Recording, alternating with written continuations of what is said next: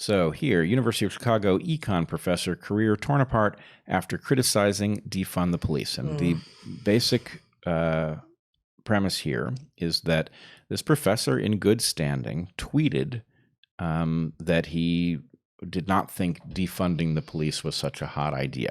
And he was investigated. And to the credit of the University of Chicago, they decided there was nothing racist about what he had said. But here would be my point. A, this is the University of Chicago. This is the last stand, right? This is the college that has done the best at protecting freedom of expression.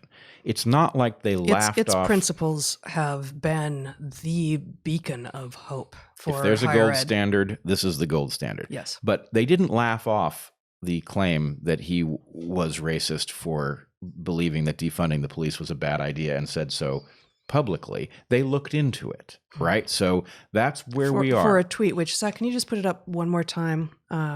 Right at the bottom of what's on the screen here, it shows the egregious, perhaps firing-worthy tweet. Can you scroll up a little bit? Or can you show it to us on the main screen because we can't see that? Right at the bottom, too bad, he wrote, too bad, but hashtag Black Lives Matter, per its core organization at Black Lives Matter, just torpedoed itself with its full-fledged support of defund the police.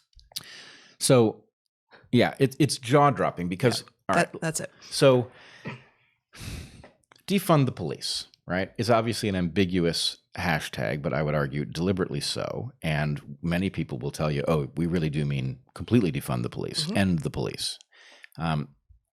I would say if you are advocating anything like ending the police without creating the society in which the police are no longer necessary, in then, advance. Right. You are, let's give you 1,000 stupid points, right? You're 1,000 stupid if you think that's a good idea, right?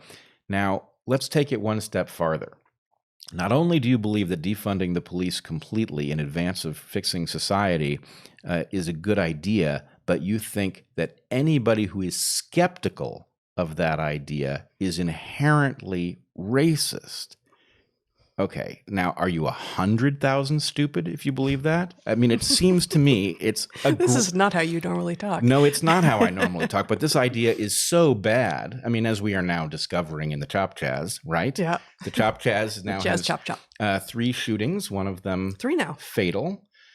Yes, it has 3 shootings. I mean, completely predictable. This is in a 6 square block declared nation state of its own that's, what, a week and a half old? 3 shootings already. Right, 3 shootings already.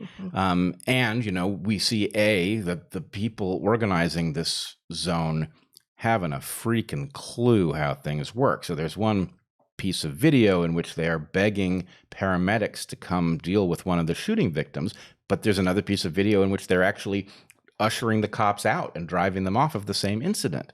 And, the fact is, you're not autonomous. You're not providing your own medical services and police services. You're doing some other thing. Yep. Then you're demanding services, which, yes, I do believe that somebody who's been shot deserves to have, they're still in Seattle. The zone is a fiction. But I don't expect the paramedics to go in. The autonomy of the zone is a fiction. Yes. They are, presumably they're not growing their own food. I mean, I understand there's probably gardens at the moment, but, they're using city water. They're getting food from outside. They're getting medical services from outside. The money that they're nowhere close to autonomous. And more power to a group that would actually try to do this. But they clearly have no idea what it actually takes and what number of systems they are relying on. Right. What number of systems they are relying on. And of course, at the moment that you need the paramedics, there's not even a thought in their minds like, oh, wait, we're autonomous. It's like, well, we're going to drive the police out, berate the paramedics for not coming in and not put 2 and 2 together. Yep. Right. That's perfectly absurd. And then we on the outside who exist in a world of linguistic traps in which we are all trying to assure everyone that we harbor, no wrongthink, are suffering from a totally insane presentation. It really depends what channel you listen to. If you're watching, the sort of CNN half of the universe, you're getting a picture of the I can barely say chop with a straight face, given that it doesn't even linguistically add up. Occupied protest?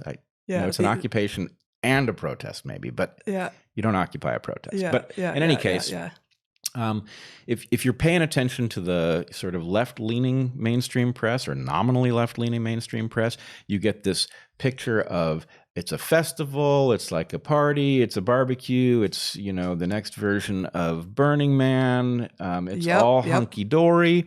If you pay attention to the sort of the right-leaning side, you get a completely opposite picture. It's like people are being shot. There's all kinds of skullduggery and shakedowns and all of this.